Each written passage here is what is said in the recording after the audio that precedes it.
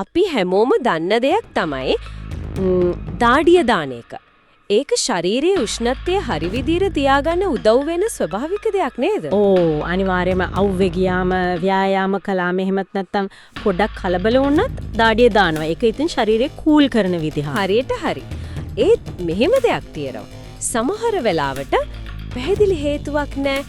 නිකන් ඉන්නකොටත් එහෙම නැත්නම් සුළු දෙයකටත් අසාමාන්‍ය විදිහට දාඩිය දානවා නම් මේ වගේ තත්ත්වයක් සමහර විට ඇඟ ඇතුලෙන් එන සිග්නල් එකක් වෙන්න පුරුවන් කියලා.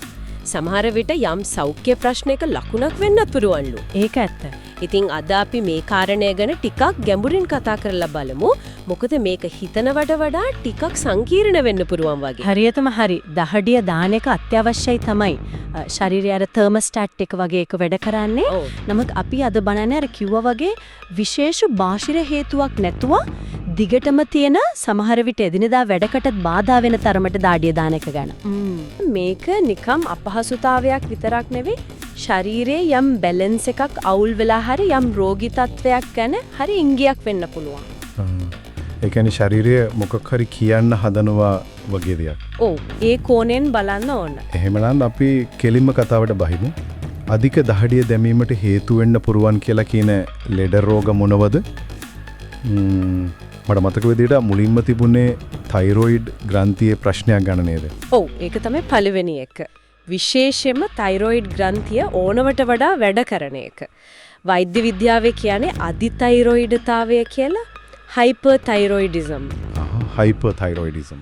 ඔව් මේකෙදි වෙන්නේ තයිරොයිඩ් ග්‍රන්ථියෙන් ඕනවට වඩා හෝමෝන නිපදවනවා. මේ හෝමෝන තමයි ඇඟේ පරිවෘත්තීය ක්‍රියාවලිය, ඒ කියන්නේ එනර්ජි හදන එක, පාවිච්චි කරන එක, ඒවා පාලනය කරන්නේ. හරි. ඉතින් හෝමෝන වැඩි වුණාම ඇඟේ මෙටබොලිසම් එකත් නිකම් අනවශ්‍ය විදිහට වේගවත් වෙනවා. ඒක හරියට වාහනයක ඇක්සලරේටරේ පාගාගෙන ඉනවා වගේ. හරියට මේ වගේ. ශරීරය නිතරම ඕවර්වර්ක් වගේ. ඉතින් උෂ්ණත්වය ඉහළ යනවා. ඒකට ප්‍රතිචාරයක් විදිහට තමයි දාඩිය දාලා කූල් වෙන්න හදන්නේ. එතකොට තයිරොයිඩ් හෝමෝන වැඩි වුණාම ශරීරයේ එන්ජින් නිකන් වේගෙන් දුවනවා වගේ සීන් එකක්.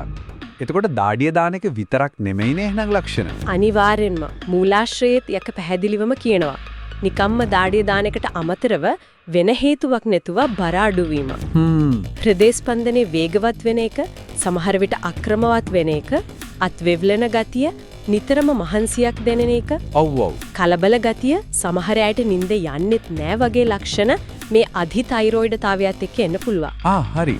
ඒ නිසා දාඩිය විතරක් නෙමෙයි මේ අනික් ලක්ෂණත් තියෙනවද කියලා බලන එක ගොඩක් වැදගත්. ඒක නම් වැදගත් කාරණයක් තමයි. මොකද දාඩිය දානක විතරක් නම් අපි සමහර විට එච්චර ගණන් ගන්නේ නෑනේ. ඔව්. හරි. තයිරොයිඩ් කතාව පැහැදිලි. ඊළඟට මූලාශ්‍රයේ තිබුණා තව පුදුම හිතෙන දෙයක්. අපි ගන්න සමහර බෙහෙත් වර්ගත් මේකට හේතු වෙන්න පුළුවන්ලු නේද? ඔව්. අර මානසික අවපීඩනයට දෙන බෙහෙත් ගැන එහෙම කියලා තිබුණා. ඇන්ටි ડિප්‍රෙසන්ස්. හරියට හරි. ඒකත් ඇත්තටම දකින්න ලැබෙන දෙයක්. මූලාශ්‍රය කියන විදිහට සමහර අර විෂාදනාශක බෙහෙත් තියෙනවනේ. ඔව්. ඒවා මොලේ තියෙන අර නියුරෝ ට්‍රාන්ස්මිටර්ස්, ඒ කියන්නේ ස්නායු සංනිවේදනය කරන රසායනික ද්‍රව්‍යවල වැඩවලට බලපානවා. ඉතින් ඒ බලපෑමේ අතුරු ප්‍රතිඵලයක් විදිහට ඇඟේ උෂ්ණත්ව පාලනය කරන සිස්ටම් එකටයි දාඩියේ ග්‍රන්ථිවල වැඩවලටයි බලපෑම එන්න පුළුවන්. සමහර බෙහෙත් වලින් අර ආත්මතියට සම්බන්ධ හෝමෝන වෙනස් වෙලා ඒකෙනුත් දාඩිය දාන්න එක වැඩි වෙන්න පුළුවන්. හරි. ඒ වගේම ප්‍රෙෂරයකට දෙන බෙහෙත්, වේදනානාශක, සමහර විට සෙම් ප්‍රතිශ්‍යාවට අර ඇලර්ජි වලට එහෙම ගන්න බෙහෙත් වර්ගත් සමහර අයට දාඩිය දාන්න හේතු වෙන්න පුළුවන් කියලා මූලාශ්‍රයේ කියනවා. ඒ කියන්නේ අපි අලුතින් බෙහෙතක් පටන් ගත්තම මේ වගේ වෙනසක් දැක්කොත් ඒක අර බෙහෙත නිසා වෙන්න පුරුවන් කියන එක මතක තියාගන්න ඕන. අනිවාර්යයෙන්. එතකොට මොකද කරන්නේ? එකපාරම මේ බෙහෙත නවත්තන්නද? අපෝ නෑ. එහෙම එකපාරටම ડોක්ටර්ගෙන් අහන්නේ නැතුව කිසිම බෙහෙතක් නවත්තන්න හොඳ නෑ. විශේෂයෙන්ම ওই විෂාදනාශක වගේ ඒවා. හරි. කරන්න ඕන හොඳම දේ තමයි Tamanට මේ වගේ අතුරු ආබාධයක් තියෙනවා කියලා Tamanට බෙහෙත් දෙන වෛද්‍යවරයාව දැනුවත් කරන එක. එතකොට සමහර විට ડોක්ටර්ට පුළුවන් වෙයි අර ඩෝස් එක වෙනස් කරන්න හරි නැත්නම් වෙන බෙහෙතක් දෙන්න හරි. ඔව්. වැදගත්ම දේ තමයි මේක බෙහෙතේ සයිඩ් ඉෆෙක්ට් එකක් වෙන්න පුළුවන් කියලා දැනගෙන ඉන්න එකයි ඒ ගැන ડોක්ටර් එක්ක කතා කරන එකයි. හයි ඒක පැහැදිලි. බෙහෙත හිටගෙන සැලකිලිමත් වෙන්න ඕන. ඊළඟට මූලාශ්‍රයේ පිරිමි අයට විශේෂණ බලපාන දෙයක් ගැන කිව්වා නේද? ඕ අර පුරුෂ හෝමෝනයේ ටෙස්ටොස්ටරෝන් මට්ටම අඩුවීම ගැන ඒක කොහොමද දාඩිය දානකට සම්බන්ධ? මේකත් හරිම ඉන්ට්‍රස්ටිං සම්බන්ධයක්. සාමාන්‍යයෙන් අපි දන්න ඕනේ කාන්තාවන්ගේ අර ආර්තවහරණයත් එක්ක එන හොට් ෆ්ලැෂස් සහ රෑට දාඩිය දාන එක ගැන. ඔව්. ඒකට හේතුව එස්ට්‍රජන් හෝමෝන් එක අඩු වෙන එකනේ. පුදුමේ කියන්නේ මූලාශ්‍රයට අනුව පිරිමින්ගේ ටෙස්ටෙස්ටරෝන් හෝමෝන් එක අඩු වුණාමත් ඒ වගේම දෙයක් වෙන්න පුළුවන්ලු. ඇත්තද? ඔව්. විශේෂයෙන්ම රෑට අධිකව දාඩිය දාන්න පුළුවන්. මෙතනදි වෙන දේ ටිකක් සංකීර්ණයි. මොලේ තියෙනවා හයිපොතැලමසය කියලා තැන. ඒක තමයි ඇඟේ ටෙම්පරේචර් කන්ට්‍රෝල් සෙන්ටර් එක. ගෙදර තියෙන තර්මෝස්ටැට් එක වගේ. හරි. ටෙස්ටෙස්ටරෝන් අඩු වුණාම මේ හයිපොතැලමසයට වැරදි සිග්නල් එකක් යනවා ඇඟ ඕනවට වඩා රත් වෙලා කියලා. ඒකට රෙස්පොන්ස් එකක් විදියට හයිපොතැලමසය ඇඟට කියනවා දාඩිය දාලා කූල් වෙන්න කියලා. අම්මෝ ඒ කියන්නේ හෝමෝන කියන ඒවා ලිංගික දේවල් වලට විතරක් නෙමෙයි මේ වගේ මූලික දෙයකට උෂ්ණත්වයටත් බලපානවා. පුදුමයි නේද ඇඟේ එක සිස්ටම් එකක වෙනසක් තව එකකට කොහොම කනෙක්ට් වෙනවද කියලා. ඇත්තෙන්ම මේකෙන් පේනවා හෝමෝන බැලන්ස් එක කොච්චර සියුම්ව තියාගන්න ඕනද කියලා. ටෙස්ටෙස්ටරෝන් අඩු වෙන එක වයසත් එක්ක නිකම්ම වෙන්නත් පුළුවන්. ඔව්. ලෙඩ හින්දා හරි ගන්න ට්‍රීට්මන්ට් හින්දා හරි වෙන්නත් පුළුවන්. ඉතින් විශේෂයෙන් මැදි වයසේ හරි ඊට වැඩි හරි පිරිමි කෙනෙක්ට නිකන් රැයට දාඩිය දානවා නම් ඒක ටෙස්ටෙස්ටරෝන් ලෙවල් එක ගැන පොඩ්ඩක් හිතන්න ඉඟියක් වෙන්න පුළුවන්. හරි. එතනත් වැදගත් කනෙක්ෂන් එකක් තියෙනවා. අපි ඊළඟ එකට යමු. මේක නම් මට ඇතරම ටික අල්ලුත් දෙයක් වගේ දැනුනේ. බ්ලඩ් ෂුගර් ලෙවල් එක අඩුවීම. ඒ කියන්නේ හයිපොග්ලයිසීමියා. ඔව්. ඊ තත්ත්වයක් අධික දහඩිය දැමීමට හේතුවක්ලු. ඒක කොහොමද වෙන්නේ? ඔව්. මේක ඇත්තටම ශරීරයේ තියෙන අර එමර්ජන්සි අලාම් සිස්ටම් එකක කොටසක් වගේ. අපේ මොලේටයි ඇඟේ සෛලවලටයි ශක්තියට නිතරම ග්ලූකෝස්, ඒ කියන්නේ සීනි ඕන නැහැ. ඔව්. යම් හේතුවක් නිසා හිතන්නකෝ කෑම වේලක් මිස් වුණා. හරි ඕනවට වඩා එක්සර්සයිස් කළා. එහෙමත් නැත්නම් ඩයබටිස් වලට බෙහෙත් ගන්න කෙනෙක්ගේ බෙහෙත් ඩෝස් එක වැඩි වුණා වගේ දෙයක් නිසා බ්ලඩ් එකේ ග්ලූකෝස් භයානක විදිහට අඩු වුණොත් ශරීරයේ එක හදිසි අවස්ථාවක් විදිහට තමයි ගන්න. මූලාශ්‍රය කියන විදිහට මේ එමර්ජන්සි එකට රෙස්පොන්ස් එකක් විදිහට ශරීරය ඇඩ්‍රිනලින් කියන හෝමෝනේ ගොඩක් රිලීස් කරනවා. මේ ඇඩ්‍රිනලින් තමයි අර ෆයිට් ඔර් ෆ්ලයිට් රෙස්පොන්ස් එකටත් සම්බන්ධ. ඇඩ්‍රිනලින්.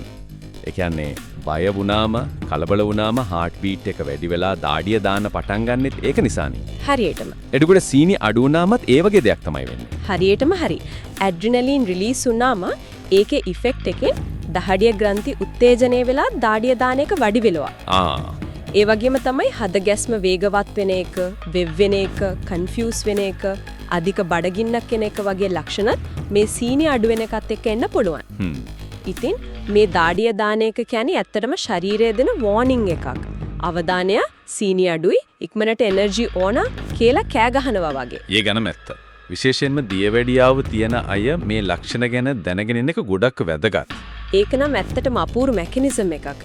ශරීරයේ තමන්ව බේරගන්න කොච්චර දේවල් කරනවද කියලා හිතෙනවා. ඔව්. හරි. අපි දැන් මේ මූලාශ්‍රයේ අන්තිමට කියන හැබැයි ගොඩක් බරපතල වෙන්න පුළුවන් හේතුවක් ගැන කතා කරමු. ඒ තමයි heart attack එකක්. ඔව්. අධික දහඩිය දමීම කියන්නේ හෘදයාබාධයක warning sign එකක් වෙන්නත් පුළුවන් කියන එක ඇත්තටම අවධානය යොමු කරන්න ඕනේ දෙයක්. ඔව් මේක නම් අනිවාර්යෙන්ම අවධානයට ගන්නම ඕන දෙයක්. මොකද මේක ජීවිතයයි මරණයයි අතර දෙයක් වෙන්න පුළුවන්. මූලාශ්‍රයට අනුව පැහැදිලි හේතුවක් නැතුව සීතල තැනක එන්නකොටත් එකපාරට අධිකව දාඩිය දාන්න ගත්තොත් විශේෂයෙන්ම ඒ දාඩිය සීතලයි වගේ ඇලෙන සුළුයි වගේ නම් cold sweat. ඔව්. සහ එත් එක්කම තව ලක්ෂණ එනවනම් ඒක heart attack එකක ලකුණක් වෙන ලොකු ඉඩක් තියෙනවා. මෙතනදී තේරුම් ගන්න ඕන වැදගත්ම දේ තමයි දාඩිය දාන එක විතරක්ම නෙමෙයි heart attack එක ලකුණ. ඒක සාමාන්‍ය වෙනත් ලක්ෂණ එකක් හරි කීපයක් හරි එකතු වෙලා තමයි යන්නේ. එතකොට මොනවද අනික් ලක්ෂණ? මූලාශ්‍රයේ යෙගෙන මොනවද කියන්නේ? මූලාශ්‍රයේ පැහැදිලිවම කියනවා පපුවේ මැද හරි වම් පැත්තේ හරි තදවීමක්, පීඩනයක්, වේදනාවක් නැත්තම් අපහසුතාවයක් වගේ දෙයක්. හරි. මේ වේදනාව සමහර විට හකු, බෙල්ල, උරහිස්, අත් විශේෂයෙන් වම් අත එහෙම නැත්තම් පිටපැත්තට යන්න පුළුවන්. ඒ වගේම හුස්ම ගන්න අමාරු වෙනක හතිය, ඔක්කාරය වමනය, ක්ලාන්ත ගතිය නැත්නම් ඔළුව කැරකෙනවා වගේ ගතියකුත් මේත් එක්ක එන්න පුළුවන්. ගොඩක් දේවල් තියෙනවා එන. ඔව් වැදගත්ම දේ මේ ලක්ෂණේ එකක් හරි කීපයක් හරි එක අර කිව්වා වගේ හේතුවක් නැති අධික දාඩිය දැමීමක් තියෙනවා නම් මේක සරලව ගන්න හොඳ නෑ. ඒ heart attack එකකදී මෙම දාඩිය දාන්නේ ශරීරයේ මොකක්ද එතකොට වෙන්නේ? මෙහෙමයි. හෘදයාබාධයකදී වෙන්නේ heart එකට ලේ සපයන අර කිරීටක දමනියක් બ્લોක් වෙලා හෘදයාපේශියක කොටසකට හරියට ඔක්සිජන් යන්නේ නැති වෙන එකනේ. ඔව්. මේක ඇඟට ලොකු ස්ට්‍රෙස් එකක්. මේ ස්ට්‍රෙස් එකටයි වේදනාවටයි රෙස්පොන්ස් එකක් විදිහට ශරීරයේ අර ඔටෝනොමික් නර්වස් සිස්ටම් එක විශේෂයෙන් සිම්පතටික් කියන කොටස ගොඩක් ඇක්ටිවේට් වෙනවා. අර fight or flight වලේ. ඔව් ඒකට සමානයි. මේ ස්නායු ඇක්ටිවේට් වීම නිසා තමයි දාඩිය ග්‍රන්ථි වැඩ කරලා ගොඩක් දාඩිය දාන්නේ. ඒ වගේම heart attack එකකදී blood pressure එක බහින්නත් පුළුවන්. ඒකට දෙන response එකක් විදිහටත් දාඩිය දාන්න පුළුවන්. ඒ නිසා මේ දාඩිය දැමීම කියන්නේ ශාරීරිය ලොකු අර්බුදයක ඉන්නවා කියන එකේ ප්‍රබල ලකුණක්. බොහොම පැහැදිලි. ඒ කියන්නේ දාඩිය දැමීම කියන එක සාමාන්‍යයෙන් අපි දකින දෙයක් වුණත් සමහර වෙලාවට විශේෂයෙන්ම වෙනත් ලක්ෂණත් එක්ක එකතු වුණාම ඒක හරිම බරපතල දෙයක් ගන්න වෝනින් එකක් වෙන්න පුළුවන්. අනිවාර්යෙන්ම.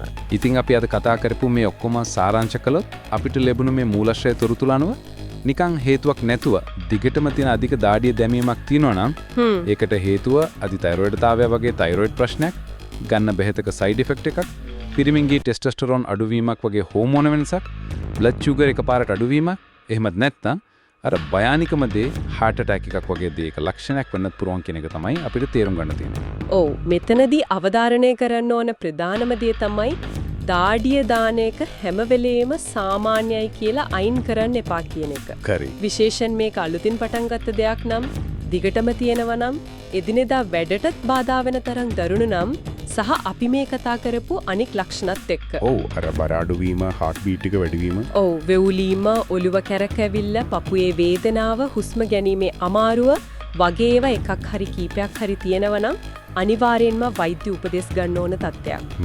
මූලාශ්‍රයේ තොරතුරු වලින් අපිට කියන්නේ මේ දාඩිය දැමීම කියන උඩින් පේන ලකුණට යටින් තියෙන හේතුව හොයාගෙන අවශ්‍ය නම් ට්‍රීට්මන්ට් ගන්න එක ගොඩක් වැදගත් කියන එකයි. හරියටම හරි.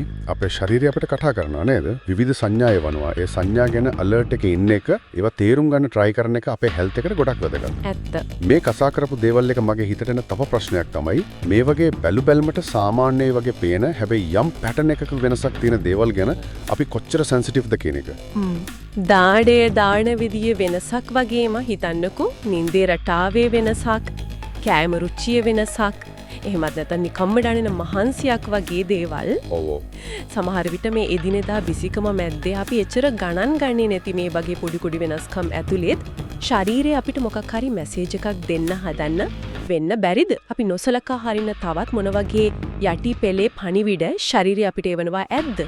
ඒ ගැන ටිකක් හිතන්න වටිනවා නේද? ඒක ඇත්තටම හිතන්න වටින දෙයක්.